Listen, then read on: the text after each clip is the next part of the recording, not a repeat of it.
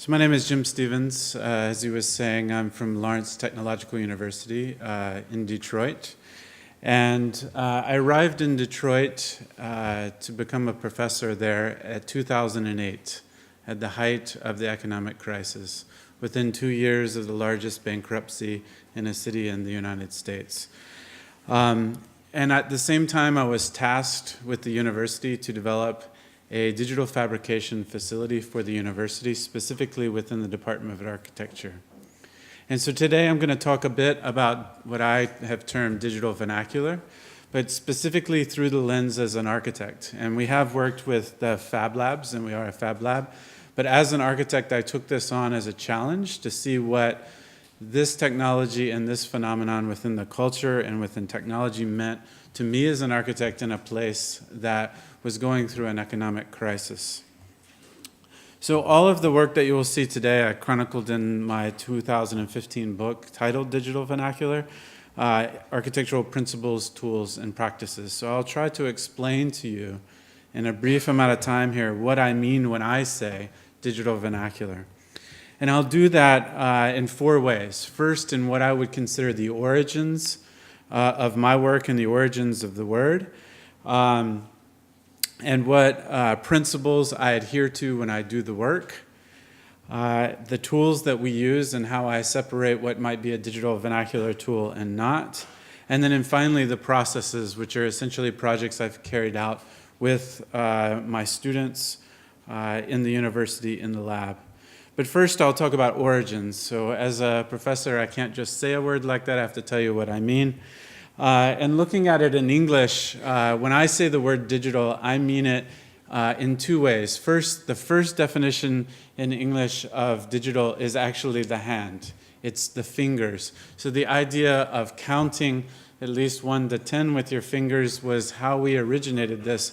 And as we developed technology and we started using our fingers to put data into an electronic machine, it was an obvious turn to make it about electronics. But don't forget, particularly as students, that digital also means the hand. And I mean it both ways when I use the word. Secondly is vernacular.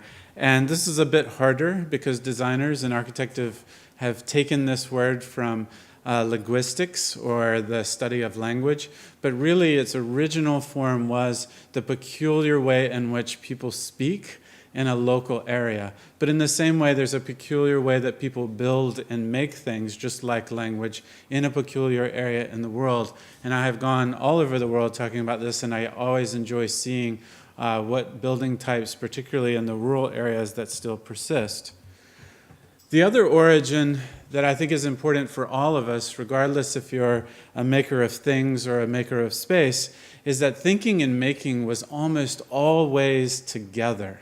It's a fairly new phenomenon that we decided that the designer was someone who sat separate from the making. You know, the architect with the turtleneck and the cool glasses that only draws and then someone else builds it. That's a fairly new phenomenon, beginning in the Renaissance with Alberti, and then later really predominantly in the Industrial Revolution. So thinking and making then diverge, and this is a photo of the River Rouge plant not far from my office in my university at the turn, or early in the 20th century, and this was Henry Ford's plant for making the cars, and at the time it was the largest industrial complex in the world.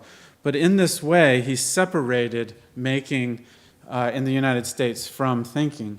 And I love this quote because it's all over libraries, the bibliotheques in Detroit, to inspire students to become educated. But it says, if money is your hope for independence, you will never have it. The only real security that a man will have in this world is a reserve of knowledge, experience, and ability. And people find that inspiring. I actually think that Henry Ford was telling us what he did to us, because he uses the word reserve, meaning he had more knowledge than he would ever need. And because he consolidated the knowledge of makers under him, he could then exploit that for money. So the people bolting those tires on the car had no skill left. They were only paid to do labor. And so through this separation, And I'm not making a judgment on him or anything else because he brought a lot of people out of poverty. But what he also did was take their skill from them. And this is no different than what happened with Stalin as well. This was just the capitalism version of it. But with the maker movement, we heard about Neil Gershenfeld before. I saw an opportunity, particularly in the economic crisis and the number of people being laid off at the time in Ford's plants, of thinking and making to reconverge and for some of those people to recapture some of that knowledge and take charge of what they make and what they design. So through this, I developed a series of principles that I always keep in mind when using computers and digital technology as an architect. And some of these diverge a little bit from the theme today, but they're important to me and I always cover them. The first is place and time. For some reason, as architects, because we're using computers, we have a tendency to think the whole world's the same. So if Zaha Hadid designed a stadium in Qatar or South America or Los Angeles or France, they always look the same materials, same ways of buildings. That's something that I don't understand. These women that I took this photograph for in Ahmedabad, and they were digging the foundation of a very digitally, parametrically derived building that was being built on a university campus. And I'm not sure that the architects in Boston that worked on it were very aware that this was how the foundation was going to be dug. The next is evolution and sufficiency. All vernacular architecture has evolution built into it. If it didn't work, it was abandoned. If it worked, it continued. And it was always sufficient. The students in this room, you are probably one of the first generations of designers that can design objects that we will consume that could kill the planet. So you have to not just ask how big, how best, how expensive can I make something, but how much is enough? That's not a question that we ask as designers very often. And in vernacular design, it's always a question that's asked. How much is enough? Logic and limits, making sure that your design has clear logic and clear limits bound by it. The vernacular always has this embedded in it based on cultural and resource constraints, but in the modern world, we have to apply those. And this is an artist, Tom Sachs, if you're not familiar with him. He's an American artist. And he gives himself incredible, ridiculous challenges to build something, but he has clear logic and limits when he does so. This is a bike that he built to make waffles in New York City. So everything he needs is on it, and he rides around.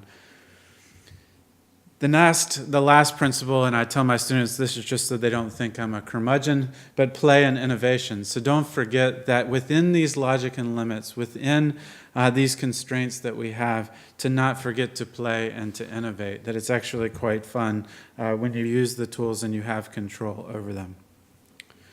So when I began the lab, I started thinking about the idea of cost because of the crisis, and I decided that the optimal way for me to work would be to build our own tools. And a lot of this was influenced by the Center of Bits and Atoms at MIT.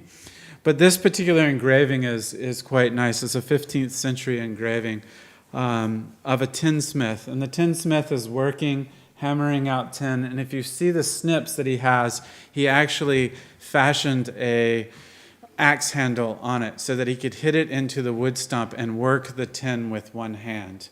And it's really important to think about this as a thoughtful craftsperson, as a thoughtful maker or designer, the one that can make their own tools, can expand those limits and customize it to their needs. So this is what I set out to do. I jokingly called it the walk-in toolbox, but to assemble everything in my lab that I needed to build architecture. So the CNC machine, the laser cutter, even clean working space, which can be a challenge, and all of the typical wood tools that you can have. We set out to make our own laser cutter for less than $2,000 US, which we were able to do. Most of this stuff is open source, or we sourced it from kits online, and we were able to do that. So this is our very inexpensive $1,500 laser cutter. This is dangerous, by the way. We realized that halfway through, so make sure you know what you're doing if you build one. We didn't. We just got lucky. The main machine that we use, I know that the MIT labs recommend the ShopBot, which we have one of those, but we made a much larger one because we're architects and we wanted to be able to mill structure. So we built a much larger CNC, but we did this mostly with open source parts. This is the build of materials that's in the book for the entire machine. If we bought it new, it would be around $20,000, and we built it for around $6,000 ourselves. This is in its final position. But then I realized we were making things in Detroit, and we were showing success at doing it at a low cost with high design results. And I asked my students, if this worked in kind of the crisis here in Detroit, can I take this essentially on the road and go other places and make things?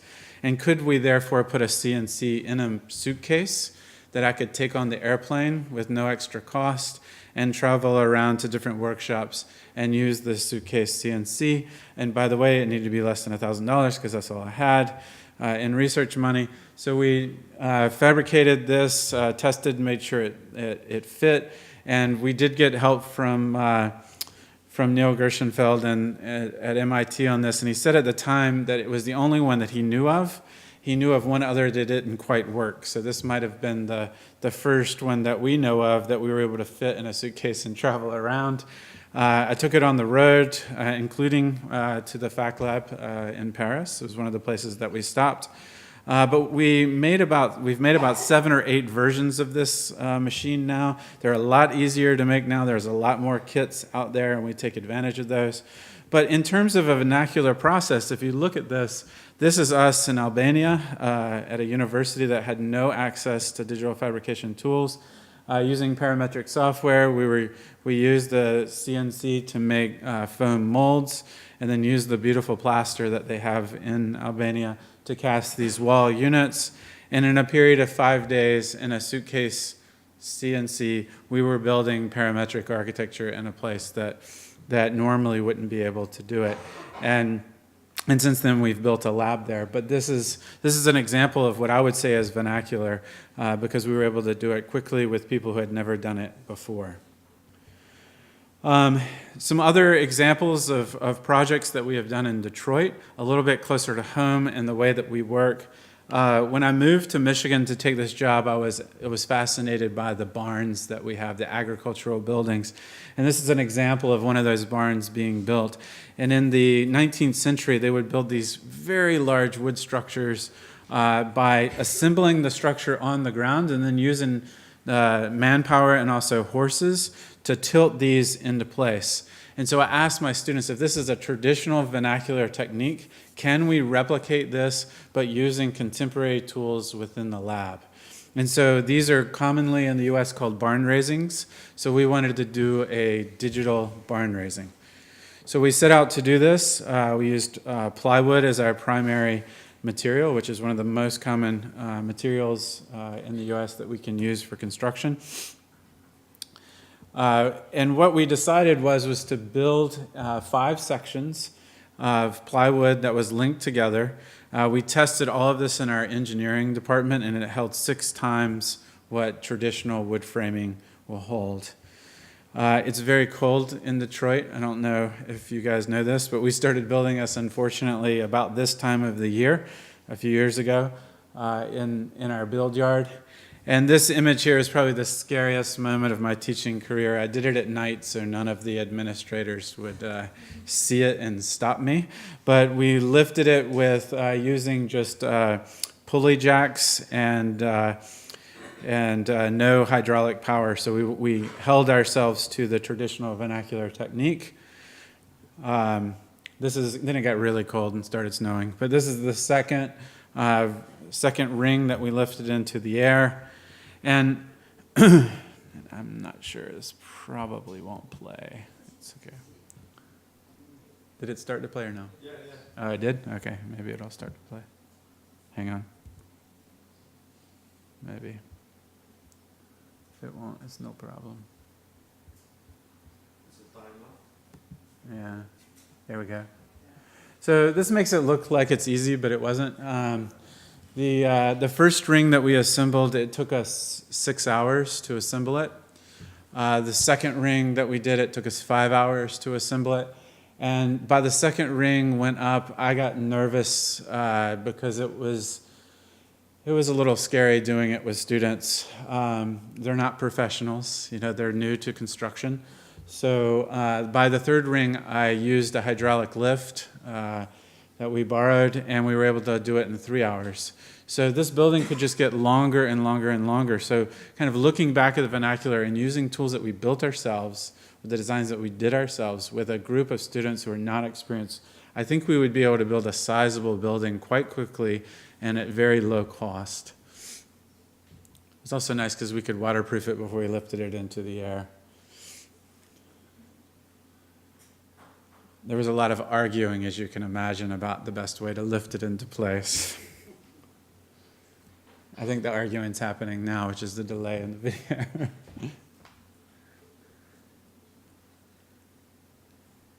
It just looks like it goes perfectly into place, which it kind of did, but I was just stressed. So we took this same idea and we went to Sept University in Ahmedabad, India, and we wanted to look at a traditional building technique that they have there, which is using kind of the unfired mud bricks. And before we left, I asked the students to think about different ways that we might be able to modify these bricks. And there is a tradition, an English tradition, of kind of rubbing engaging bricks before they're fired. And it is appropriate to kind of look at that because most of the bricks that we had made in India were kind of in the dimension from colonialism, and partially this tradition is from colonialism. So we pre-made these mud bricks in India. We traveled there and we hired a mason, and we made the mason a part of our digital process. So one of the things, and that kind of goes to the time and place, we used local craftsmen. We also looked at non-standard materials, realized that when you work with materials, that material has been pre-manufactured for you so that you can use a computer to modify it. So if you can use natural materials, you skip a large toxic process of the building trade. So time and place, the non-standard materials. So we measured them all and put those into our parametric script. Contemporary tools, this is our water bottle with air compressor to keep the dust out of it.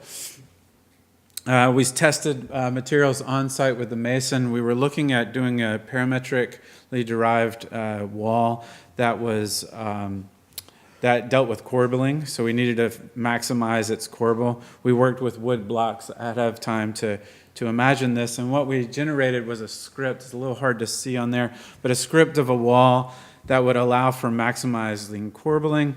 The mason helped us lay out each row, and then the students would measure what the mason did and clarify that that's what it was, and we entered it back into the computer script.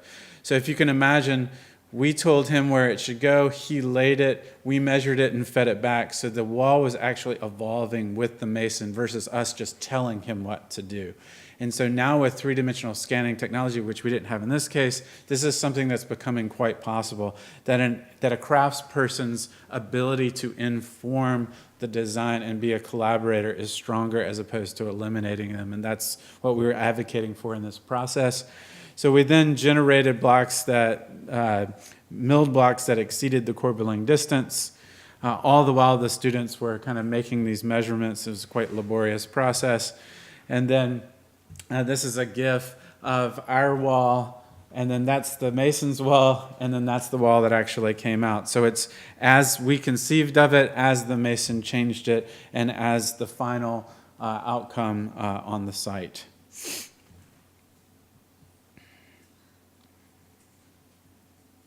The last thing that I'm going to show you, and it's a bit of a footnote, is I am looking a little closer into the ideas of craft and how resistance and risk are involved in craft. And I know our next talk is about craft, which I think is a good way to end here. This machine I recently built. It's based on a Delta open source machine, but we purposely set parts of the code and the mechanics so that the hand has to be involved. So you can't run it and leave. So there has to be somebody who tends to it.